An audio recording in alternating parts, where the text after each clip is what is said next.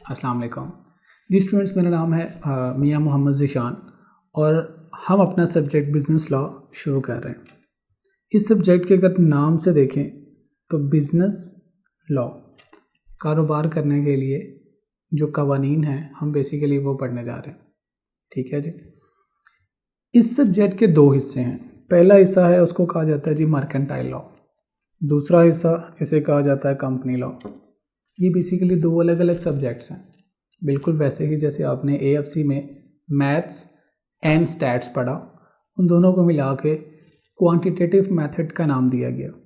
बिल्कुल उसी तरह बेटा अब से कई साल पहले ये दो अलग अलग सब्जेक्ट सी में पढ़ाए जाते थे। Mercantile law was the separate subject and company law was the separate subject. और 2015 की नई स्कीम में एग्जामिनर ने इन दोनों सब्जेक्ट्स को मर्ज कर दिया और बिज़नेस लॉ का नाम दे दिया। ठीक है जी। इसमें जो मर्केंटाइल लॉ का पोर्शन है, एग्जामिनर उसमें से 50 मार्क्स आपको एग्ज़ाम में देगा और ये अपनी ग्रेड को स्ट्रिक्टली फॉलो करता है। इसी तरह कंपनी लॉ के पोर्शन में भी 50 मार्क्स। मर्केंटाइल लॉ है क्या, हमने पूरा सेशन उस पर बात करनी है। मैंने 3-4 हेडिंग्स बनाई हैं। पहली हेडिंग देखें, मर्केंटाइल लॉ में पार्टनरशिप के बारे में बात की जाएगी। अगर मैं ब्रीफली इसको एक लाइन में एलैबोरेट करूं तो दो से ज़्यादा लोग मिलके अगर किसी कारोबार को स्टार्ट कर रहे हैं, उसको चला रहे हैं, तो इस कारोबार को पार्टनरशिप कहा जाएगा। तो उसके बारे में जो कवानीन है वो इंशाल्लाह हम इस सब्जेक्ट में पढ़े होंगे। उसके बाद है जी कॉन्ट्रैक्ट लॉ। बिजनेस में जब दो पार्टीज आपस में बिजनेस अरेंजमेंट करती हैं तो बेसिकली किसी कॉन्ट्रैक्ट के तहत, किसी एग्रीमेंट के तहत करती हैं, तो हम यहाँ पे उस कॉन्ट्रैक्ट के कवानीन पढ़ेंगे। ठीक है जी। इसके बाद लिखा हुआ जी निगोशिएबल इंस्ट्रूमेंट्स। अभी हमें नहीं पता चल पाएगा ये क्या है, लेकिन मैं इसकी एक एग्जांपल दूंगा तो आसानी से समझ आ जाएगी। निगोशिएबल इंस्ट्रूमेंट्स में एक एग्जांपल के तौर पे हम चेक का तज़किरा कर लेते हैं। क्योंकि आप सब बच्चे बैंक से वाकिफ़ हैं, तो बैंक्स में पैसे निकलवाने के लिए एक डॉक्यूमेंट यूज़ किया जाता है, उसको चेक कहते हैं, जिसके ऊपर जितनी अमाउंट लिखे ये ले जी, ये चेक कैश करा लें। इंशाल्लाह आपकी ज़िंदगी में टाइम आएगा आप भी लोगों को चेक लिख के देंगे, अपने पैसों के या जिन कंपनीज में काम करते हैं उनके बिहाफ पे। तो वो जो चेक है बेसिकली बेटा निगोशिएबल इंस्ट्रूमेंट है। इस तरह के कुछ और भी इंस्ट्रूमेंट्स हैं जो पैसे के लेन देन में इस्तेमाल होते हैं। हमने उनके बारे में जो कवानीन है वो पढ़ने हैं इंशाल्लाह।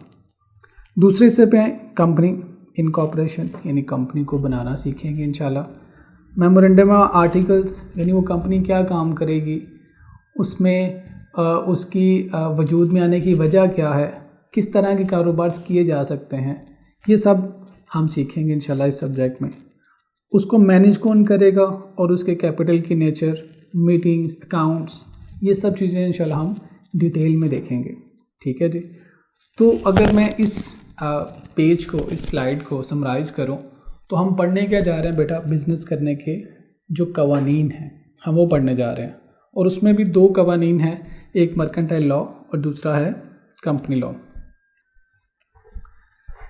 इससे पहले कि बेटा हम इस सब्जेक्ट में कुछ आगे बढ़ें, आपसे पहले स्टूडेंट्स ने जब ये एग्ज़ाम्स दिए कैफ 1, 2 एंड 3, मैं पिछले 6 अटैम्प्ट्स का डेटा आपके साथ शेयर करना चाह रहा हूँ। इसमें देखें बेटा कैफ 1, अगर मैं स्प्रिंग 2018 की बात करूँ, कैफ 1 में 37% बच्चे पास हुए। अब ये 37% क्या है, पूरे पाकिस्तान में जितने बच्चे अपेयर हुए उनमें से पासिंग की परसेंटेज है। कैफ 2 में 24% एंड कैफ 3 में 18%।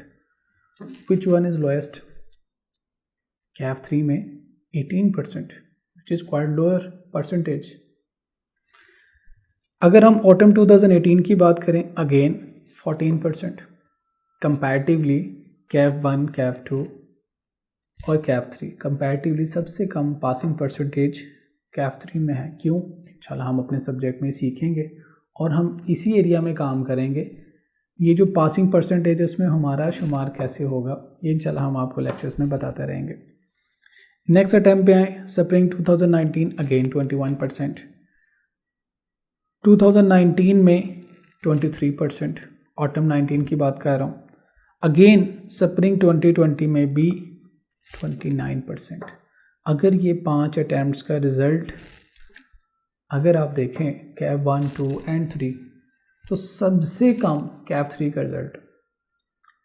जब बच्चे तीनों सब्जेक्ट साथ में पढ़ते हैं तो उनका ज़्यादा टाइम कैफ 1 पे लग रहा होता। न्यूमेरिकल सब्जेक्ट है, चूँकि मैं ये पढ़ाता भी हूँ, तो जैसे जैसे बच्चों के सवाल सॉल्व होते रहते हैं तो इसको गेम की तरह सॉल्व करते रहते हैं, सारी सारी रात पढ़ने में मगन रहते हैं, जिसकी वजह से कैफ 2 और कैफ 3 का रिज़ल्ट भी मुतासर हो सकता है। तो बेटा आपको एक इक्विलिब्रियम रखना है, एक मुतवाज़न रखना है, ताकि आप अपने सारे सब्जेक्ट्स को बैलेंस कर सकें। लेकिन अगर आप रीसेंट अटैम्प्ट का रिज़ल्ट देखें ऑटम 2020 का, तो ये 29% से बढ़ के 35% पे आ गया, यानी पिछले 6 अटैम्प्ट में हाईएस्ट परसेंटेज है 35%। तो क्या हम कह सकते हैं कि अब ये पेपर आसान हो गया? हाँ भी और नहीं भी। आसान क्यों हो गया है, इसमें ज़्यादा बच्चे क्यों पास हो गए हैं इस अटैम्प्ट में, सोचने वाली बात है। बेटा इस अटैम्प्ट में 30 मार्क्स के MCQs आना शुरू हो गए। MCQs चूँकि आपने AFC में पढ़े होते हैं, आपने AFC में function English, theoretical subject MCQs, business communication IT MCQs और मैथमेटिक्स इन QM। आप बच्चे चूँकि अभी रिसेंटली AFC में MCQ से यूज्ड होते हैं, उस वजह से इस सब्जेक्ट में 30 मार्क्स के MCQs आने से इसका रिज़ल्ट भी बढ़ गया। तो इंशाल्लाह हम भी आसानी से पास हो जाएंगे। लेकिन MCQs आने का एक फ़ायदा है तो एक नुकसान भी है। अच्छी बात तो यह है कि बेटा MCQs हैं तो आपने सिर्फ आंसर शीट पे राइट ऑप्शन को लिखना है कि A ऑप्शन ठीक है, B है, C है, D है। लेकिन अगर दूसरी साइड देखें, दूसरा पहलू देखें, तो MCQs कहाँ से आएंगे? पूरी किताब में से आ सकते हैं। तो बेसिकली एग्जामिनर ने जो चॉइस है या सेलेक्टिव स्टडी है उसको मिनिमाइज़ किया। प्रोफेशनल एग्जामिनेशन बॉडी है ना, अगर आप इस एरिया की बात करें, कुछ अर्सा पहले तक इस एरिया में बच्चों को पता चल चुका था, टीचर्स को पता चल चुका था कि की एग्जामिनेबल एरियाज़ कौन से हैं। तो स्टूडेंट्स और टीचर्स उस एरिया पे ज़्यादा फोकस करते थे और मटीरियली मार्क्स कवर कर पाते थे, और कुछ एरियाज़ को अनइम्पॉर्टेंट समझ के छोड़ दिया जाता था। लेकिन MCQs के आने की वजह से सारे एरियाज़ ही इम्पॉर्टेंट हो गए हैं। ठीक है जी, इससे आगे मूव करते हैं। अगर हम अपने पेपर के स्ट्रक्चर पे आएँ, पेपर का स्ट्रक्चर क्या कहता है जी? पेपर का स्ट्रक्चर कहता है जी हमारा पेपर 3 हिस्सों में मुहित है।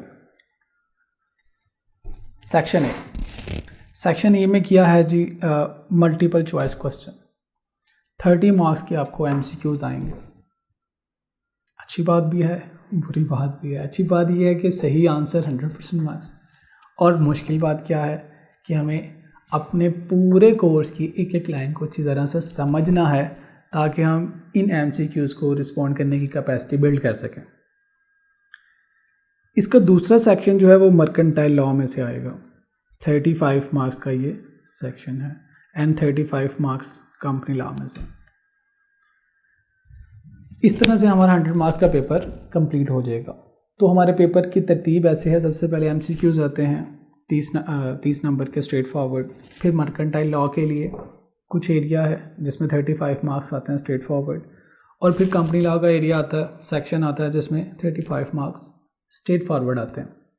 ठीक है जी, तो हमारे पेपर का जो स्ट्रक्चर है उसमें MCQs भी हैं, थ्योरेटिकल क्वेश्चन भी हैं और केस स्टडीज़ भी हैं।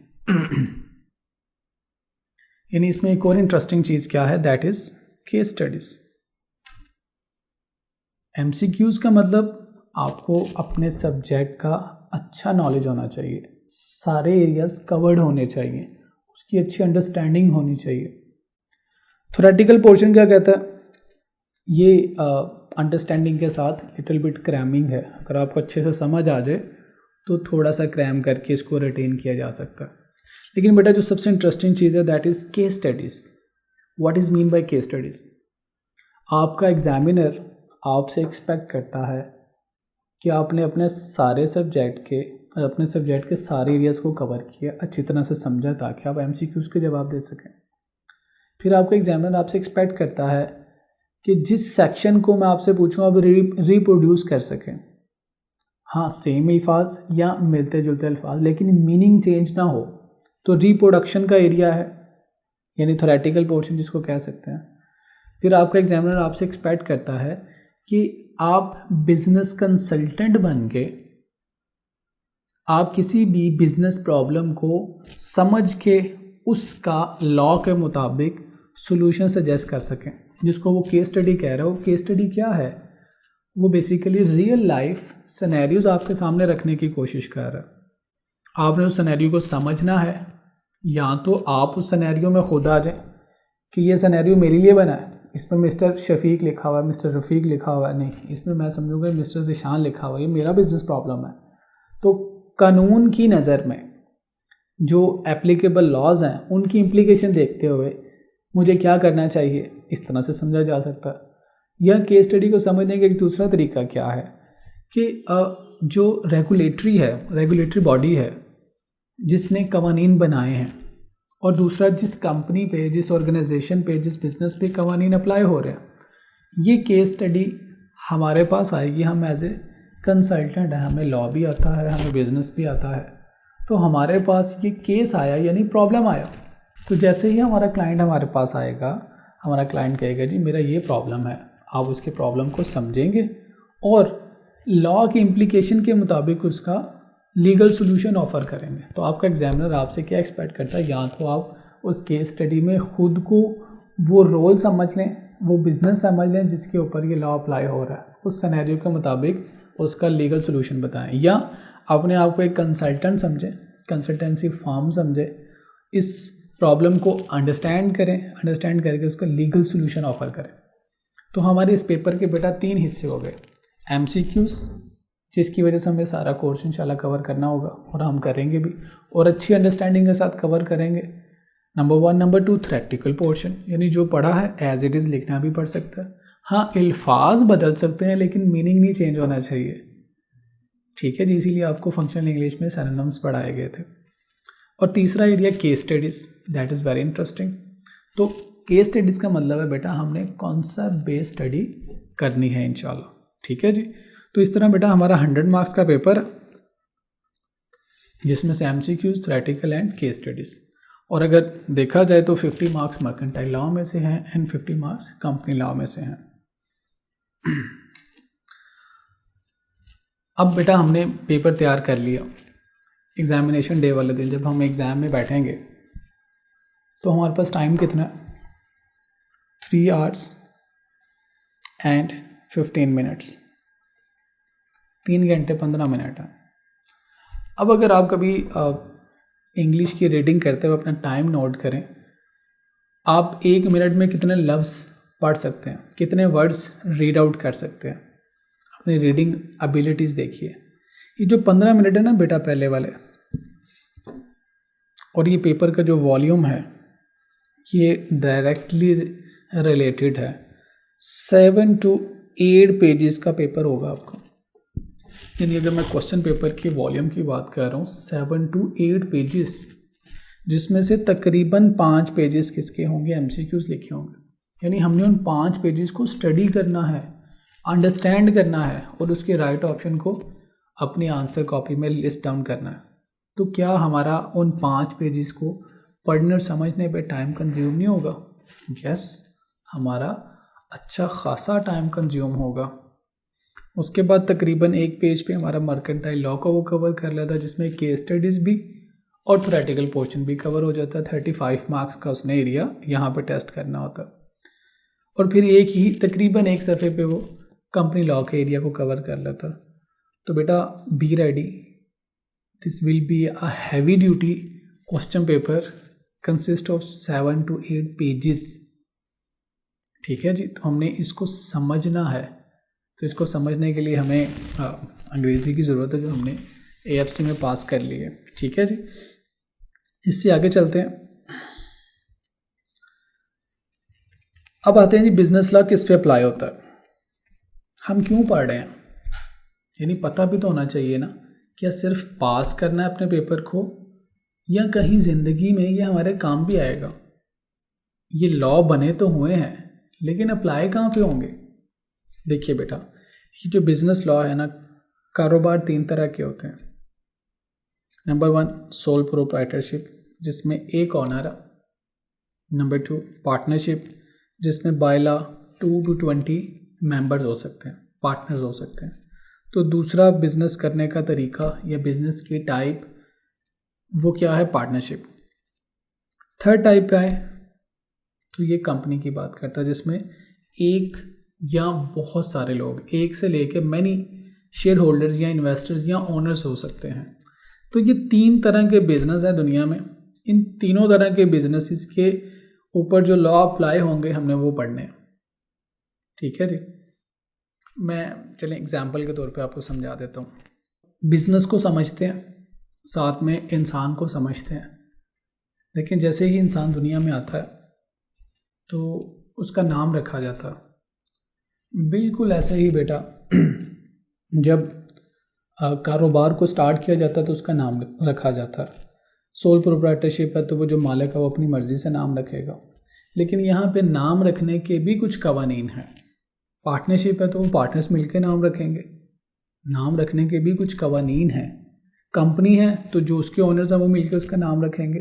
बिल्कुल वैसे जैसे इंसान दुनिया में आता है तो उसके पेरेंट्स उसका नाम रखते हैं, उसका दादा दादी या फैमिली मिलकर उसका नाम रखते हैं। जिस तरह इंसान का नाम रखने के बेटा कुछ कवानीन है।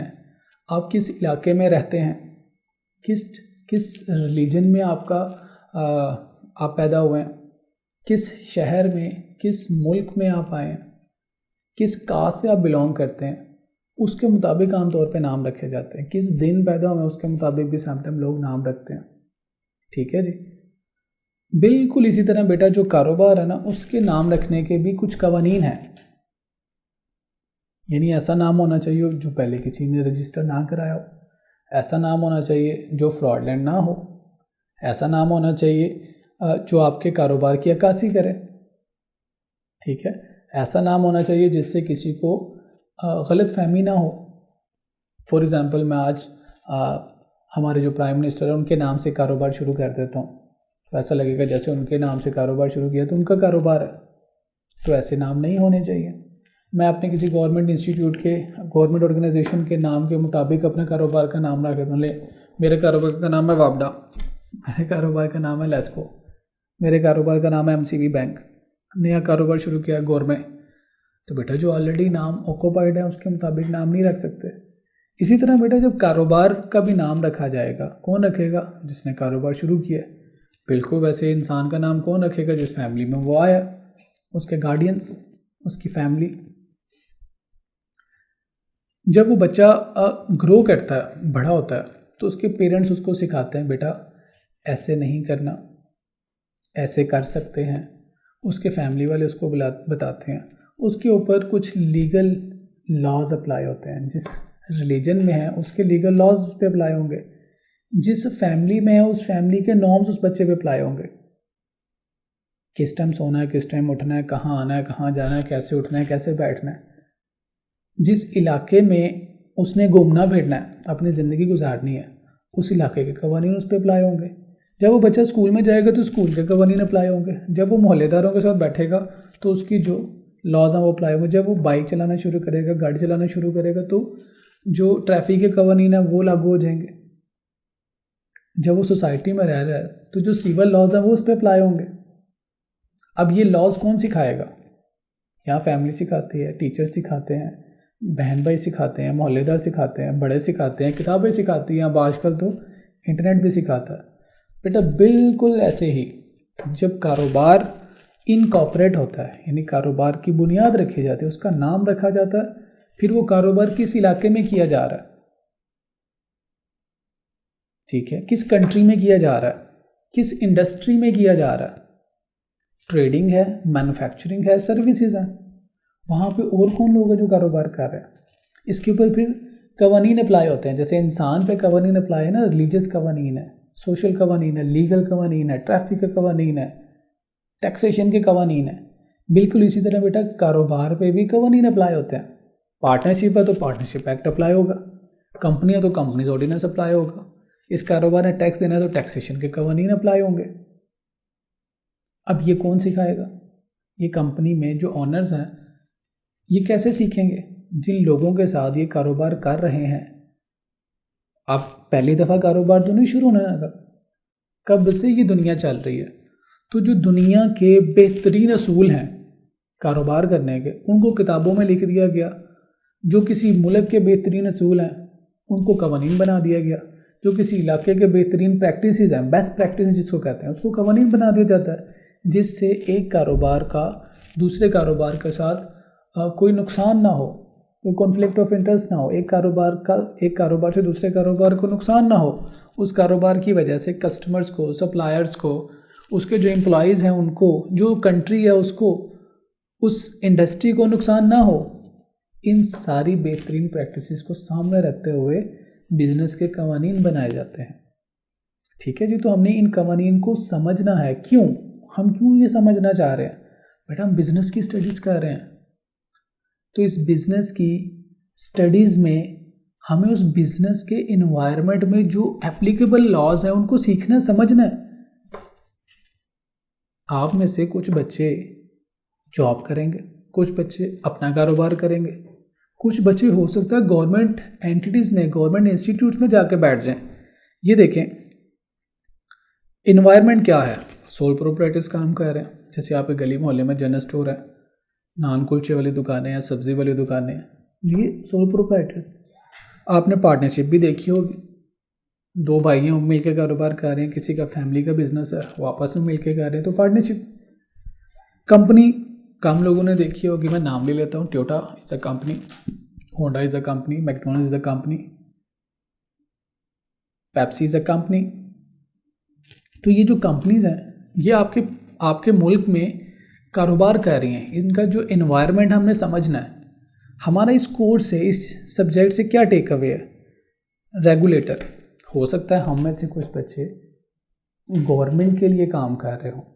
जब आप गवर्नमेंट की किसी पोजीशन पे है, ब्यूरोक्रेसी में है, आप पार्लियामेंट में हैं, तो आप कवानीन बना रहे होंगे, तो आप लॉ मेकर का काम कर सकते हैं। तो हमें यहाँ पे ये सीखना है ये लॉ क्यों बनाए गए। जब आप गवर्नमेंट सेक्टर में जब आप लॉ मेकर हैं तो आपने क्या सोच के कवानीन बनाने हैं? To safeguard the interest of society and the country. तो हम देखेंगे ये कवानीन जब बनाए गए हैं, इनमें सोसाइटी के बारे में, बिजनेस इंडस्ट्री के बारे में, लोगों के बारे में और मुल्क के बारे में किन किन चीज़ों का ख्याल रखा गया। तो आम में से कुछ बच्चे हो सकता है लॉ मेकर बन जाए। तो हमने इस सब्जेक्ट को समझना है। जब आप समझ जाएंगे तो पास करना तो छोटी सी बात है। फिर बेटा दूसरे नंबर पे आते हैं ऑनर। ऑनर कौन है? हो सकता है आप में से कुछ बच्चे अपना अकेले बिजनेस शुरू कर दें, हो सकता है कुछ बच्चे पार्टनरशिप पे बिजनेस शुरू कर दें। जैसे अगर मैं अपनी बात करूँ, आई एम अ सोल प्रोप्राइटर। कुछ ऐसे काम है जो मैं अकेले करता हूँ, लेकिन I am a partner as well. कुछ ऐसे काम है जो मैं दूसरे चार्टर्ड अकाउंटेंट्स के साथ मिलकर, दूसरे लोगों के साथ मिलकर पार्टनरशिप पे कर रहा हूँ। तो मुझे इन सारे कवानीन का पता होना चाहिए कि मैंने अपने कस्टमर के साथ, अपने सप्लायर के साथ, अपने एम्प्लॉयज़ के साथ क्या अरेंजमेंट्स करने हैं जो पाकिस्तान में कारोबार करने के लिए एक्सेप्टेबल हों। और मैं कुछ अर्से में इंशाल्लाह कंपनी का अरेंजमेंट भी आ जाऊँगा। तो हम एज ए स्टूडेंट इस सब्जेक्ट में से टेक अवे क्या लेके जाएंगे कि जब हम चार्टर्ड अकाउंटेंट बनने के बाद अपना बिजनेस कर रहे होंगे सोल प्रोप्राइटर के तौर पे, कंपनी के तौर पे या पार्टनरशिप के तौर पे एज ए ओनर, तो हमने किन किन कवानीन का ख्याल रखना है, ये हम यहाँ पे सीखेंगे। आप में से बहुत सारे बच्चे एम्प्लॉय भी बनेंगे।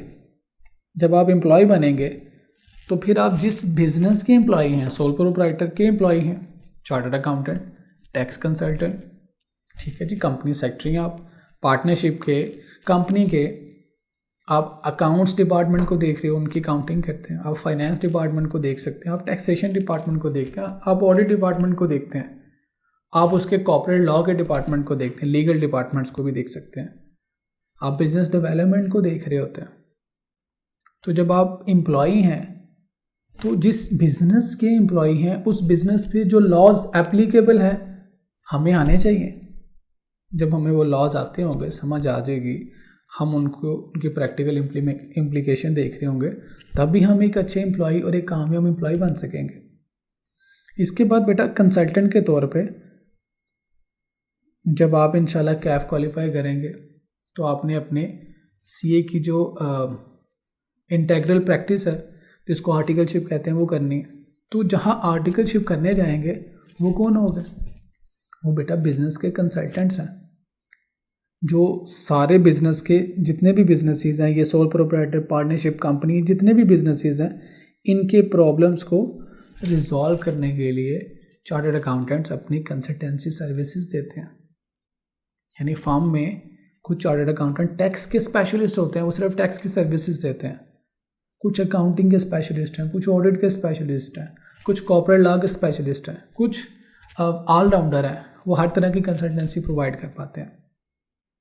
तो बेटा जब आप कंसल्टेंट बनेंगे तो किसी बिजनेस का प्रॉब्लम आपके पास आएगा, अगर आपको इन लॉज का नहीं पता होगा तो आप उस बिजनेस के प्रॉब्लम को कैसे सॉल्व कर सकते हैं?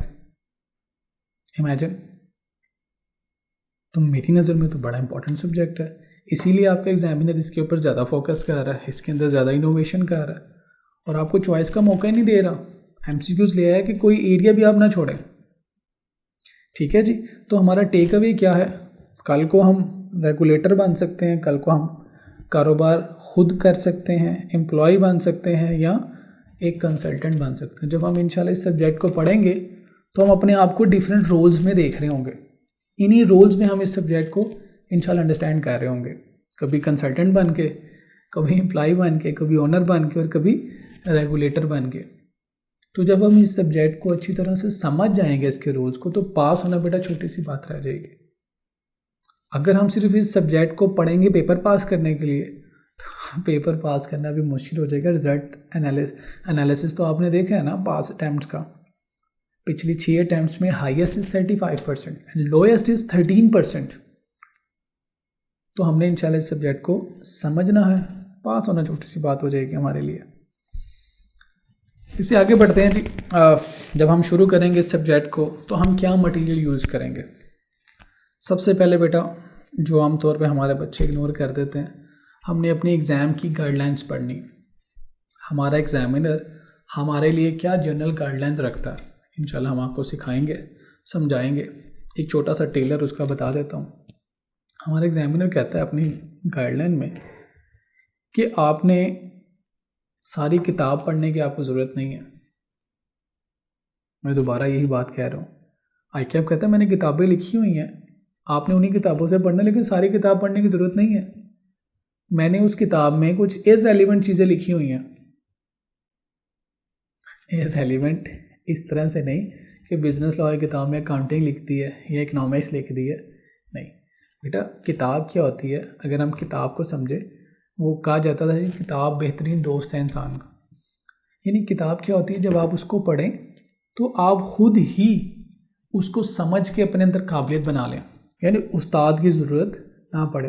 ये जो हम आपसे बातें कर रहे हैं ये क्या है, बैकग्राउंड नॉलेज। हम उसको कनेक्ट करते हैं, रिलेट करते हैं और आसान अल्फाज में बताने की कोशिश करते हैं। इसी तरह बेटा किताब में भी जब कोई टॉपिक पढ़ाया जाता है तो उसकी थोड़ी सी बैकग्राउंड बनाई जाती है, हो सकता है वो हमारे कोर्स में ना हो। फिर कुछ ऐसी एग्जाम्पल्स या क्वेश्चंस बनाए जाते हैं जो सिर्फ हमारी अंडरस्टैंडिंग के लिए, बेसिक अंडरस्टैंडिंग के लिए हैं, वो एग्ज़ाम में नहीं आने होंगे। तो ये आपको कौन बताएगा? ये आपको एग्ज़ाम गाइडलाइंस में बताया गया है। एग्ज़ाम गाइडलाइंस में कहता है कि जो कोर्स की आउटलाइन है, ये जो दूसरे नंबर पे है, जो कोर्स की आउटलाइन है, एग्जामिनर कहता है मैंने जो उसमें कहा बताया कि कोर्स का ये हिस्सा है और जो किताब में दिया है, इन दोनों जगहों पे जो कंटेंट अवेलेबल है दैट इज़ एग्जामिनेबल। तो मैं कह सकता हूँ कि ये जो कोर्स आउटलाइन है, this is my control sheet. यानी मुझे पूरी किताब पढ़ने की ज़रूरत नहीं है अगर मैंने सारे कोर्स की आउटलाइन को कवर कर लिया। तो ये हमारी कंट्रोल शीट होगी, इसमें वो हम लिस्ट डाउन करते रहेंगे और टिक करते रहेंगे कि हमने क्या पढ़ लिया और क्या रहता है। तो हम एग्ज़ाम की गाइडलाइंस पढ़ेंगे। मैंने एक गाइडलाइन बताई आपको कि जो उसकी कोर्स आउटलाइन में लिखा हुआ है और किताब में लिखा, दोनों जगहों पे लिखा हुआ है, वही एग्ज़ाम में आएगा। अगर कोर्स आउटलाइन में कुछ लिखा और किताब में नहीं लिखा गया तो पेपर में नहीं आएगा। किताब में लिखा हुआ है, कोर्स आउटलाइन में नहीं लिखा हुआ तो पेपर में नहीं आएगा। तो बेटा ये हमें कहाँ से पता चलेगा, एग्ज़ाम की गाइडलाइन से पता चलेगा। जनरल गाइडलाइंस होती है एग्जामिनर की, उसको हम इंशाल्लाह समझेंगे। हम अपने कोर्स की आउटलाइन को समझेंगे। उसने बड़ा अच्छे तरीके से बताया हुआ कि मैं आपके इस चैप्टर में या इस कॉन्सेप्ट में क्या आपसे एक्सपेक्ट करता हूँ जो आपको आना चाहिए। हम इंशाल्लाह उसी एक्सपेक्टेशन में पूरा उतरने की कोशिश करेंगे। तीसरे नंबर पे बेटा हम ICAP की स्टडी टेक्स्ट को पढ़ेंगे। अगर आपसे 1 साल पहले की बात की जाए तो इस कंटेंट में इतनी जान नहीं थी। अब एग्जामिनर ने इस सब्जेक्ट के कंटेंट के अंदर पावर डाली है, एग्ज़ाम लेवल तक केस स्टडीज़ ऐड की हैं, तो इसकी क्वालिटी अब अच्छी है। अगर आपकी अंग्रेज़ी अच्छी है, किताब को पढ़ के आप समझने की कैपेसिटी रखते हैं, तो सेल्फ स्टडी से उस किताब को अंडरस्टैंड करके आपकी कैपेसिटी बिल्ड हो सकती है। तो हम मेनली ICAP की स्टडी टेक्स्ट से पढ़ेंगे, लेकिन उसका सीक्वेंस हम टीचर्स अपने मुताबिक सेट करेंगे, कीपिंग कंसीडरिंग के अपकमिंग अटैम्प्ट के लिए कौन से टॉपिक्स हैं जो ज़्यादा इंपॉर्टेंट है, किस टॉपिक पे ज़्यादा टाइम लगाने की ज़रूरत है, किस पे कम लगाने की ज़रूरत है, कहाँ पे MCQs की प्रैक्टिस कराने की ज़रूरत है और कहाँ पे MCQs की ज़रूरत नहीं है, कहाँ पे केस स्टडी ज़्यादा करनी है, कहाँ पे कम करनी है। ये इंशाल्लाह हम आपके साथ साथ बताते रहेंगे। चौथे नंबर पे बेटा हम ब्रीफ नोट्स, एक तो हमारे लेक्चर नोट्स होंगे, 10 के लेक्चर है, इसकी जो स्लाइड्स हैं, ये नोट्स हैं, ये आपको इंशाल्लाह मिल जाया करेंगे।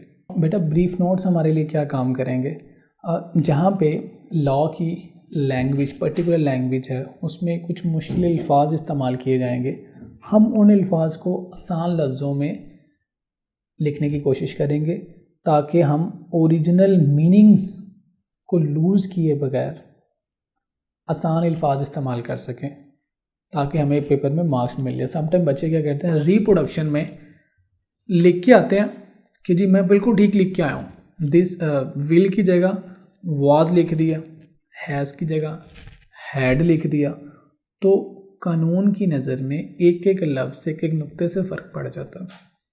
तो बेटा जब आप लॉ की लैंग्वेज को लिख रहे होंगे, रिप्रोड्यूस कर रहे होंगे, तो हमारे लिए ये भी चैलेंज है कि हमने अपनी मर्ज़ी के अल्फाज लिख के आके ये क्लेम करना कि मैंने पेपर बिल्कुल ठीक किया, लेकिन जो चेक कर रहा है ना बेटा, उसको भी अगर सवाल के मुताबिक जवाब की समझ आएगी तो मार्क करेगा। तो ये हमें एक चैलेंज मिलेगा जिसको हम इंशाल्लाह ब्रीफ नोट से कवर कर लेंगे। मटीरियली बुक से कवर करेंगे, ICAP की स्टडी टेक्स्ट में अच्छा कंटेंट है, इसमें जान है, और जहाँ कहीं पे हमें फील होगा कि ये मुश्किल है या इसको आसान करने की ज़रूरत है या ब्रीफ करने की ज़रूरत है, वहाँ पे हम इंशाल्लाह नोट शेयर करेंगे आपसे। उसके बाद जी पास पेपर्स, वेरी रेलिवेंट।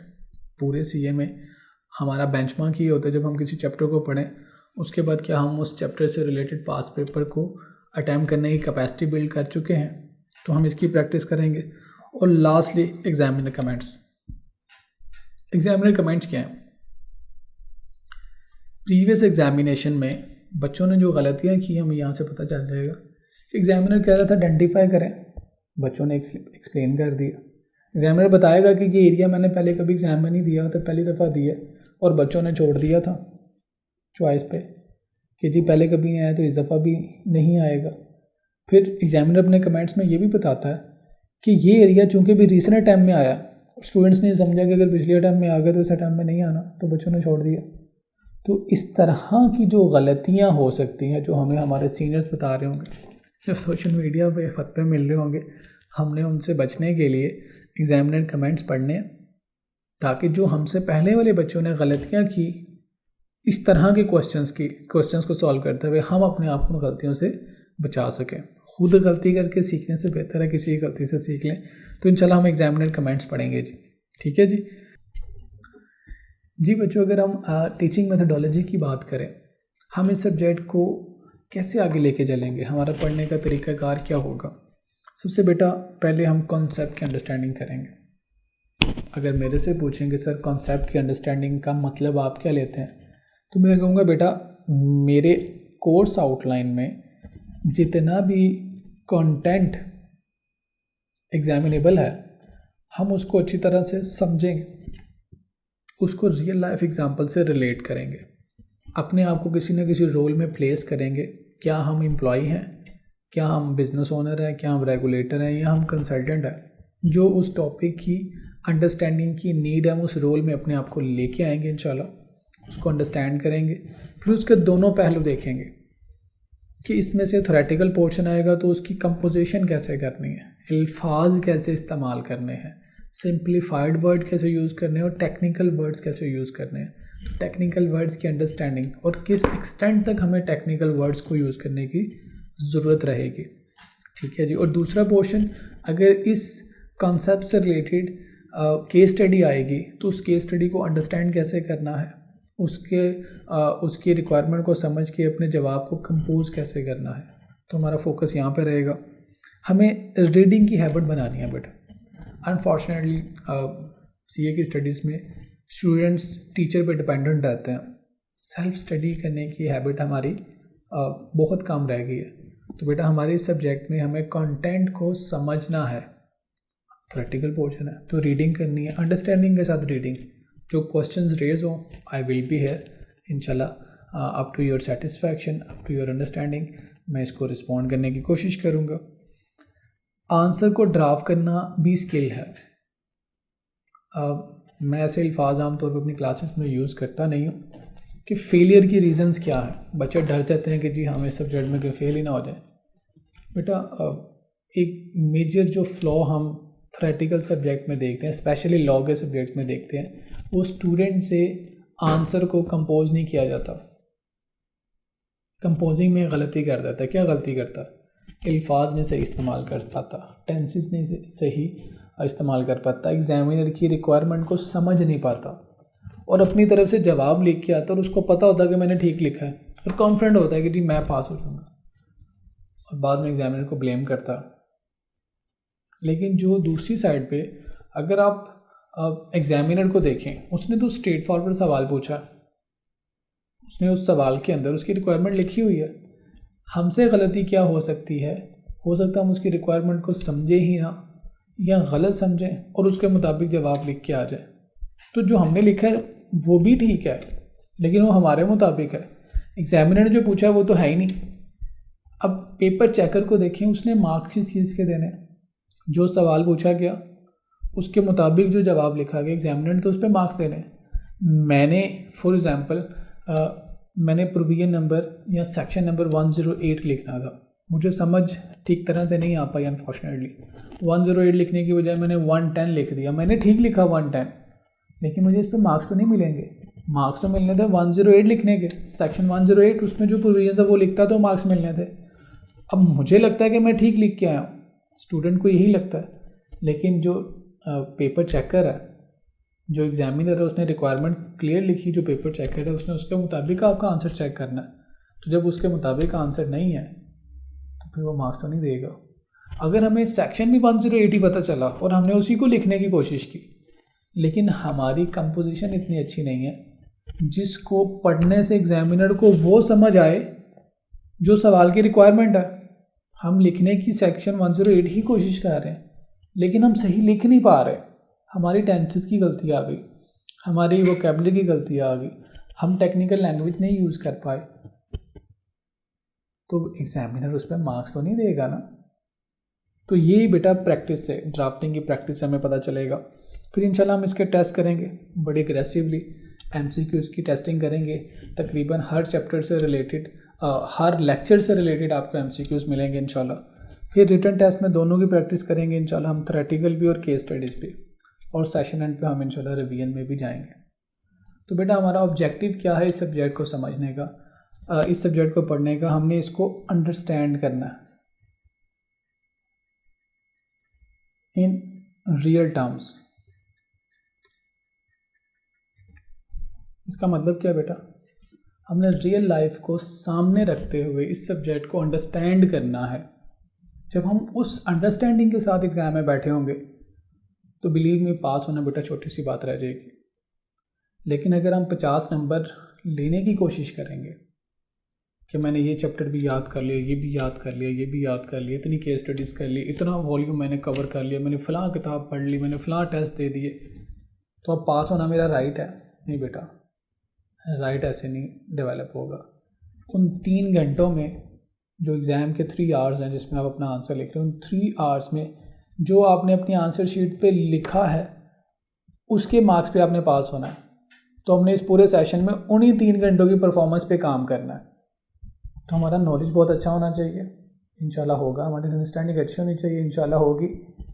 हमें अपने आंसर को कंपोज करना आना चाहिए, इंशाल्लाह हम करेंगे।